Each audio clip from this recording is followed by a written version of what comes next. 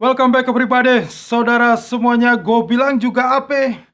Hashtag gue bilang juga apa? Akhirnya gue bilang juga apa? Apa yang sudah saya bicarakan sejak tahun yang lalu, ya. Sejak Oktober 2021, saya ulas lagi November 2001. Anda boleh cek video-video saya terdahulu. Saya ini memang tidak bisa mengedit, masukin dalam konten ini. Tetapi saya kasih tahu, Anda bisa lihat sendiri nanti, bahwa saya sudah memprediksi tahun depan. Saya katakan bahwa banyak sekali perusahaan-perusahaan akan mengalami kebangkrutan.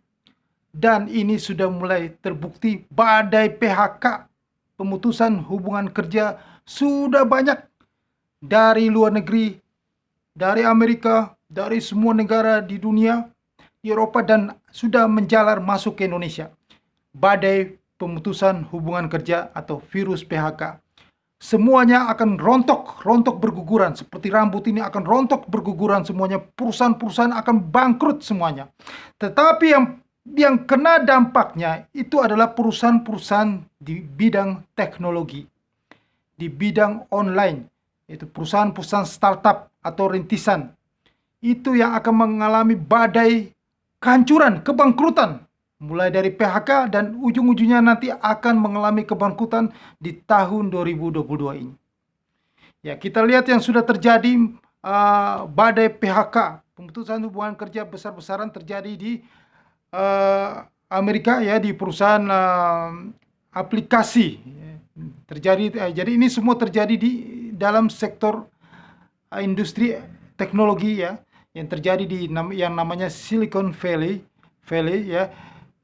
Itu nama aplikasi Robinhood, ya, aplikasi investasi Robinhood mem-PHK atau memutuskan hubungan kerja 300 karyawannya.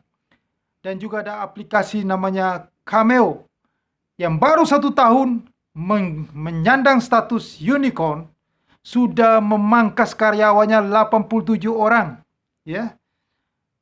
Dan juga ada perusahaan brand agregator nama Trasio juga melakukan hal yang sama. Ada 20% karyawannya mengalami PHK, sementara itu ada 150 karyawan Netflix juga terkena dampak pemutusan hubungan kerja. Dan juga tsunami ini begitu terjadi hanya bukan di Silicon Valley tapi di seluruh dunia. Startup-startup mengalami tsunami PHK, pemutusan hubungan kerja, dan sudah menjalar masuk ke Indonesia. Nah, kita lihat di Indonesia itu, hari ini saya membaca berita ada 3 perusahaan, ya, 3 perusahaan yang sudah mem-PHK karyawannya, yaitu platform edukasi teknologi yang namanya Zenius, ya. Itu sudah mengakui bahwa mereka telah memutuskan melakukan PHK sebanyak 200 karyawannya. Ada aplikasi keuangan Link Aja juga telah memutuskan hubungan kerja. Ada GDID juga melakukan pemutusan hubungan kerja.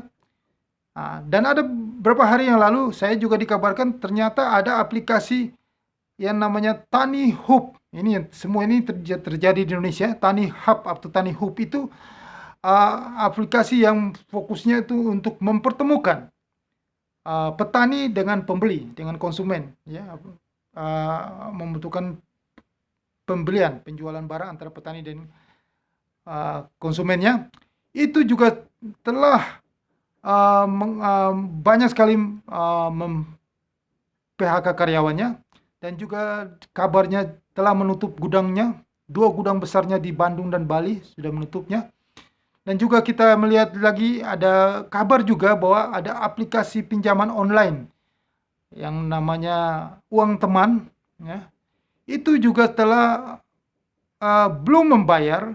Jadi aplikasi ini sudah diblokir, sudah ditutup, dicabut izinnya dari OJK, Otoritas Jasa Keuangan, tetapi belum membayar gaji karyawannya sejak akhir tahun 2020.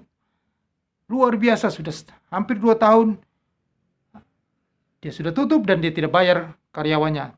Juga ada aplikasi furniture, penjualan furniture, namanya cukup besar, namanya Fabilio.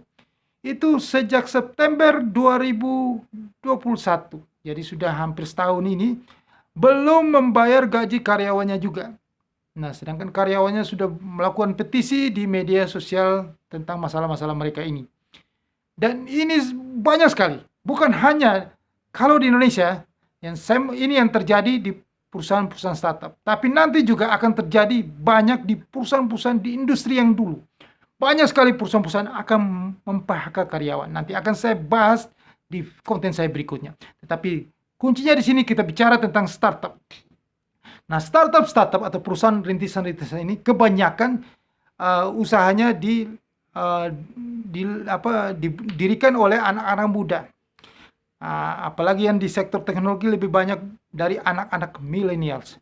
Anak-anak milenial lulusan luar negeri. Anak-anak muda lulusan luar negeri pandai berbahasa Inggris ya, pandai bicaranya lancar, vokalnya tidak seperti saya, bicaranya lancar, pintar otaknya, tetapi mereka semua jago teori. Ya, mereka hanya pandai berteori, pandai berangan-angan, punya ide-ide yang brilian, ya, berangan-angan, ya. Tetapi miskin sekali pengalaman, dan mereka telah membodohi, ya, dan bodoh sekali orang-orang yang saya katakan mereka itu bodoh. Mereka tidak memakai seorang investor venture capital, ya, fund manager besar yang dengan kondisi likuiditas yang tinggi ini, mereka punya dana nganggur yang banyak. Mereka mau investasi ke seluruh startup di dunia.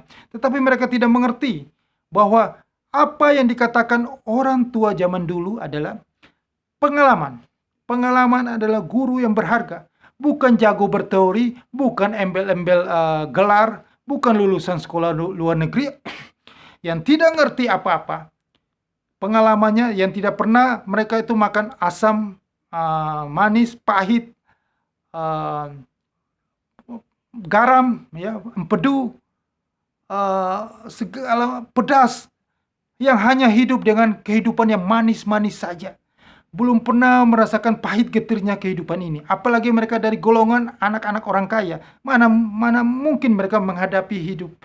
Tidak pernah mereka mengalami pahit getirnya kehidupan. Semasa mereka dari kecil sampai mereka dewasa, sampai lulus kuliah di luar negeri. Nah, orang-orang itu dipercaya oleh fund manager besar, oleh venture capital. Ya, dengan penampilan mereka yang flexing, ya, pinjam mobil, ya, pinjam Ferrari, Lamborghini, dipinjam, digaya dengan bicara yang sok ngerti itu teknologi, bicara dengan istilah-istilah teknologi yang tingkat tinggi, sehingga investor-investor venture capital itu mabuk dengan kata-kata mereka yang sok bicaranya tinggi-tinggi, jago teori, tetapi mereka miskin pengalaman. Kembali lagi kita kembali ke dasar, ke basic, bahwa apa yang dikatakan orang tua zaman dulu, pengalaman adalah guru yang berharga. Belajarlah dari pengalaman. Saya melihat ini, wah, ini satu fenomena yang tidak masuk akal. Masakan anak-anak baru ingusan, ya, baru lulus, ya, pandai teori, tidak pernah merasakan kegagalan dalam hidupnya. Mereka bisa membangun sebuah bisnis rintisan atau startup itu dan menjadi besar. Terus ada investor datang, seperti kisah Nadiem Makarim membangun Gojek. Ada investor datang yang tadi nilainya itu cuman 50 perak, masuklah. Atau Bukalapak yang tadinya katanya hanya bernilai 80.000, masuklah investor untuk menyuntik dananya, menggelembungkan itu aset perusahaan itu, ya, sehingga perusahaan yang tadi 80.000 yang tadinya 100 menjadi 1 miliar, jadi 10 miliar. Gojek menjadi unicorn yang sudah sampai puluhan triliun, ratusan triliun nilainya. Itu adalah membuat gelembung. Hukum ekonomi, ya, secara teori ekonomi adalah sesuatu. Ini secara teori, ya, kita kembali ke hukum alam, hukum ekonomi. Sesuatu yang lebih tinggi dari nilai intrinsiknya. Kita bicara nilai. Value-nya yang di markup lebih tinggi dari nilai intrinsiknya. Itu akan terjadi bubble. Gelembung itu akan terjadi, akan pecah.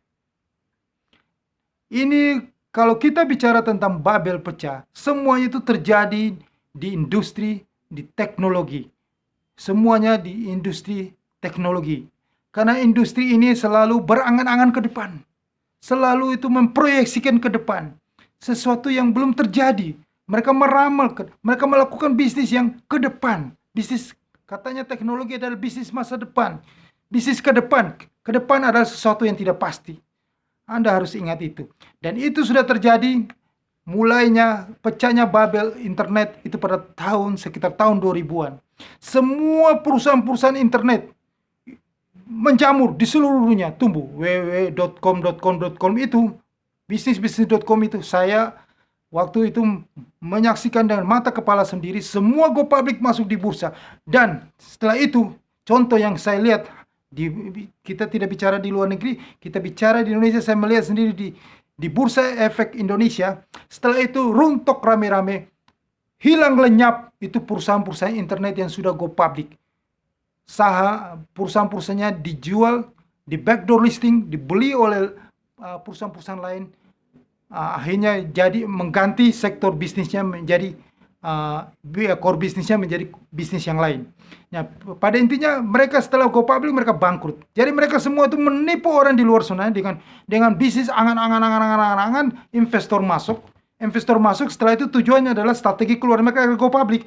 Setelah mereka dapat duit, mereka keluar, setelah itu perusahaannya bangkrut. Nah, itu pun yang terjadi nanti. Anda bisa lihat nanti, ini akan terjadi. Bukan saya pesimis, tapi sejarah kita ini punya jam terbang itu dari sejarah. Sejarah saya sudah melihat dari tahun 9897 sampai 2000 internet Babel pecah, perusahaan-perusahaan di seluruh dunia, bukan hanya di bursa Nasdaq sampai di Bursa Efek Indonesia itu hilang lenyap. Nah, itu juga akan terjadi nanti dengan perusahaan online, ya, startup online, jasa online yang sudah masuk kategori unicorn, yang sudah masuk bursa di Indonesia itu Bukalapak dan GoTo, itu pun akan terjadi yang sama, hal yang sama, akan hilang lenyap di bursa dan investor akan mengalami kerugian besar. Kenapa perusahaan-perusahaan itu akan terjadi bangkrut nanti, perusahaan-perusahaan teknologi di dunia? Anda bisa lihat sendiri. Itu Facebook pun yang besar itu pun bisa akan terjadi bangkrut di tahun ini. Facebook akan merugikan banyak investornya. Karena Facebook awal berdirinya itu adalah perusahaan yang tidak mengambil keuntungan dari penggunanya. Semua orang boleh mendaftar Facebook semuanya, dan sampai ke seluruh dunia Facebook tidak mengambil apapun keuntungan dari situ. Perusahaan yang sejak berdiri sampai besar itu hanya bakar duit, hanya promosi untuk menjaring semakin banyak orang, ya, semakin banyak pelanggan yang masuk bergabung menjadi anggota itu, menjadi member itu. Itulah yang mereka tawarkan, mereka jual sebagai aset. Orang-orang yang ada sebagai pengguna Facebook, sebagai pengguna Gojek, pengguna Bukalapak, itu adalah aset yang mereka jual kepada investor. Investor yang mau menanamkan modal melihat peluang di situ. Oke. Nah, setelah sudah besar, akhirnya mereka menjual itu ke investor dan investor menyuntik dana. Nah, Facebook akhirnya disuntik dana $500,000, akhirnya Facebook jadi besar, dan penyuntik dana itu berharap nanti akan mendapatkan keuntungan setelah mereka go public, menjual sahamnya lagi ke pasar. Dan itu dia sudah lakukan, mereka sudah melakukan, dan mereka mendapat keuntungan besar, dan pemiliknya menjadi orang kaya raya. Mark Zuckerberg, ya, Antonio Safrin, ya, Eduardo Safrin, ya, sudah menjadi orang kaya raya dan dia tidak mau kena pajak besar. Dia jadi warga negara Singapura sekarang. Nah, dan nantinya, dan sekarang Mark Zuckerberg ingin sekali membuat satu angan-angan baru lagi ke depan dengan mengganti platformnya jadi Meta, ya, membuat angan-angan dunia maya, bisnis di dunia maya, dan itu akan membuat dia bangkrut di tahun 2022 ini. Karena nanti dia akan mengeluarkan biaya-biaya yang cukup banyak. Nah, begitupun juga startup-startup di Indonesia, mereka akan mengalami kebangkrutan di tahun 2022 ini, yang besar-besar yang sudah bergelar unicorn. Ya, seperti Cameo aja yang di Amerika, baru 1 tahun jadi unicorn, sekarang sudah mulai kropos, mulai mem-PHK karyawan, dan ujung-ujungnya mau mengalami kebangkrutan. Kenapa saya katakan bahwa ini saatnya? Itu terjadi waktu tahun 2000-an, terjadi kebangkrutan semuanya bisnis internet, terjadi Babel pecah, dan ini kembali akan terjadi Babel pecah di perusahaan-perusahaan startup teknologi. Karena apa? ujung-ujung bukan karena mereka bilang, aduh kita ada perampingan usaha karena model bisnisnya sudah berubah, ada ini, bukan itu. Mereka tidak pernah mengerti. Anak-anak muda, kaum milenial yang membangun bisnis ini, mereka yang tidak pernah makan asam, garam, manis, pahit, empedu, mereka hanya hidup, tidak tahu pahit getirnya kehidupan ini. Mereka hanya hidup makan manis-manis saja. Mereka tidak tahu bahwa badai kehidupan itu selalu terjadi. Dan itu butuh pengalaman. Di setiap dekade itu selalu terjadi. Inflasi tinggi. Terjadi perang. Terjadi pandemik. Ya, dia harus tahu bahwa satu masalah yang membuat semuanya ini terjadi, yang saya sudah memprediksi di tahun 2021 itu bahwa terjadi di tahun 2022 adalah masalah di likuiditas. Masalah di daya beli, bukan hanya di Indonesia, di seluruh dunia. Sampai di Amerika, tahun ini adalah tahun kekeringan likuiditas. Jika kekeringan likuiditas, maka usaha-usaha bakar-bakar duit online itu, startup itu akan bangkrut, tutup berjamaah. Sampai di Indonesia, dan yang sudah masuk bursa pun akan hilang dari bursa, lenyap harga sahamnya 50 perak, GoTo dan Bukalapak.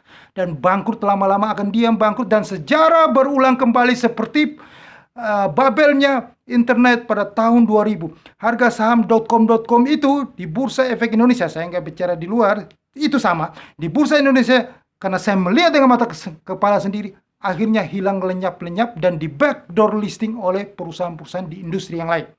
Bangkrut semuanya. Dan itu akan terjadi dengan Bukalapak dan Gojek. Mana bisa di tahun kekeringan likuiditas ini Anda masih hidup dengan bakar-bakar duit seperti Gojek, Grab. Saya melihat bahwa sekarang mereka yang narik-narik Gojek dan Grab itu sudah sepi order. Kenapa? Karena Gojek, Grab tidak bakar-bakar duit. Kalau Gojek, Grab bakar-bakar duit, maka banyak sekali orang yang mengorder makanan, masih pesan makanan dan menggunakan jasa Gojek dan Grab. Jika Gojek dan Grab nggak bakar duit, maka bisnisnya akan lesu dan sepi. Dan siap-siap bangkrut. Dan Gojek tidak berani bakar duit, sedangkan daya belinya tidak ada. Begitu terus, Anda sendiri akan kesulitan dan Anda merugikan investor Anda, dan perusahaan Gojek, GoTo itu, dan Grab akan bangkrut dan tutup tahun ini, 2022. Mengikuti semua startup itu. Akhirnya apa? Akhirnya kembali lagi hukum alam, ya, itu berlaku. Bahwa seseorang bisnis itu bukan tiba-tiba masih muda, baru lulus kuliah, punya angan-angan yang tinggi, ide-ide yang tinggi, dipercayakan bisnis, dikasih uang yang banyak ke dia, modal yang banyak, dia bisa menjalankan. Tidak ada. Tetap hukum alam. Kamu harus mengalami jatuh bangun, kegagalan, bangkit lagi, tahu pahit getirnya kehidupan ini, baru di usia matang, baru kamu sukses. Itu adalah hukum alam. Bukan baru lulus kuliah langsung bisa bangun startup terus jadi orang kaya. Hanya 1001. Nadiem Makarim itu pionir. Mark Zuckerberg pionir. Hanya pionir aja yang bisa sukses. Yang lain yang follower ini akan mengalami kebangkrutan. Dan juga ini belum tentu perusahaan ini bisa eksis ya. Seperti Facebook dan GoTo ini bisa eksis dalam kondisi kekeringan likuiditas ini. Kita akan melihat bahwa perusahaan teknologi bursa Nasdaq itu akan anjlok separuhnya dari harga sekarang. Jika suku bunga naiknya tinggi sekali. Suku bunga di atas 2, bangkrut. Indeks saham Nasdaq jatuh dalam, maka perusahaan-perusahaan teknologi dari Amerika sampai di Indonesia akan gulung tikar semuanya. Dan startup akan mati semuanya. Akan terjadi pemutusan hubungan kerja yang besar. Karena gelembung itu pecah. Karena sesuatu tidak rasional. Gitu. Aset sesuai perkiraan. Bisnis yang sesuai perkiraan, sesuai angan-angan. Dimasukin dana, digelembungkan asetnya. Value-nya dinaikin. Tetapi kembalilah semuanya, kembali kepada bisnis mula-mula. Fondasi bisnis yang basic, yang dasarnya. Bahwa bisnis itu adalah, yang dikatakan aset itu adalah pendapatan dan cash flow-nya itu. Harus dari penjualan. Dan arus kasnya yang dilihat, bukan bakar-bakar duit, tunggu-tunggu nantinya. Itu semuanya bisnis sulap-sulapan. Ya, investor itu selalu berspekulasi, bakar-bakar duit sampai dapat pelanggannya banyak. Setelah itu divaluasi, ditaruh duit, masukin duit, valuasi naik, masukin duit, valuasi naik, perusahaan itu valuasi aset naik, terus di go public. Anda mau cari uang di go public. Setelah Anda ambil uang masyarakat, Anda kabur, perusahaan itu tutup. Itu akan terjadi fenomena yang terjadi di seluruh dunia sampai ke Indonesia. Dan tahun ini Anda rasakan suku bunga akan naik tinggi, maka saham bursa Nasdaq anjlok tajam, maka perusahaan-perusahaan itu akan bangkrut semuanya. Perusahaan-perusahaan teknologi, startup-startup itu semuanya. Dan satu lagi, apa yang saya bicarakan ini akan terjadi. Itu begitu pun terjadi dengan bisnis cryptocurrency. Itu bisnis tidak berguna sama sekali. Itu pun juga sama. Jadi video-video konten saya tentang akan bangkrut jadi nol, Bitcoin akan turun jadi nol. Itu apa? Ujungnya adalah kekeringan likuiditas. Musuhnya adalah suku bunga US. Inilah jawabannya. Inilah yang masuk logika. Dan ini sudah terjadi kan? Perusahaan-perusahaan mulai PHK karyawan. Karena apa? Bisnis semakin susah, tidak ada daya beli. Bagaimana bisa hidup? Ya semoga Anda pahamlah. Jadi apa yang saya bicara ini, semua itu berdasarkan teori ekonomi. Inilah teori ekonomi, inilah keseimbangannya, equilibriumnya. Jika suku bunga naik, daya beli tidak ada, maka bisnis yang padat modal, bisnis teknologi itu akan karam, akan bangkrut.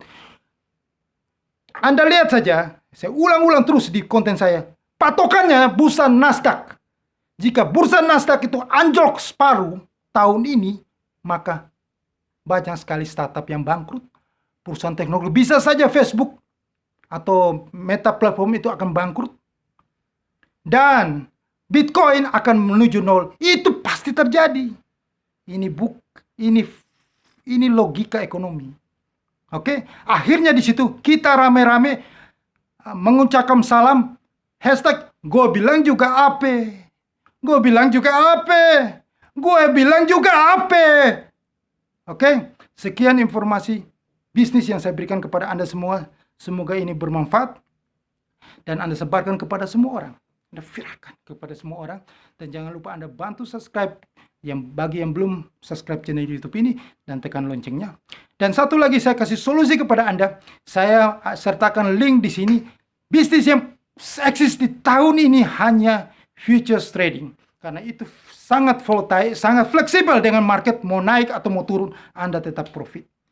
Saya akan jelaskan lebih detailnya. Anda email saya sertakan di sini. Dan juga Anda yang sudah tahu futures trading, Anda ingin bergabung dengan link broker di bawah sini, link broker yang bergabung dengan saya, maka saya akan berikan Anda sinyal-sinyal trading untuk sukses Anda. Terima kasih.